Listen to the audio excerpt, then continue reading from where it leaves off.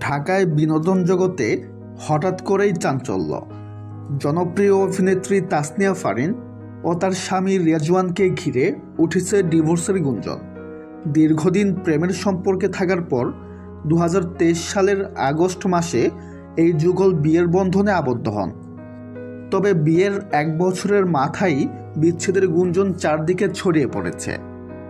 বিশ্বস্ত একাধিক সূত্রের দাবি, তারা বর্তমানে একসঙ্গে থাকছেন না এবং ব্যক্তি জীবনে নানা মতবিরোধ থেকেই এমন সিদ্ধান্তে পৌঁছেছেন দুজন।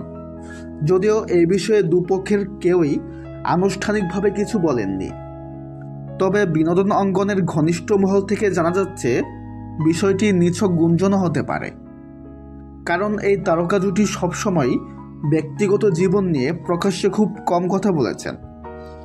ফারিন বর্তমানে আন্তর্জাতিক কাজ নিয়ে ব্যস্ত এবং তার ক্যারিয়ারের অন্যতম সেরা সময় পার করছেন।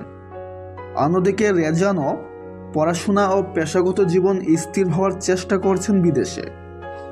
এই খবরের সত্যতা এখনও নিশ্চিত নয়, তবে গুঞ্জন যতই জোরালো হোক না কেন, নিশ্চিত বক্তব্য ছাড়া কিছুই বলা যাচ্ছে না।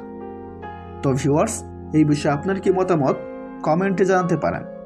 সবাই ভালো থাকবেন, ধন্যবাদ।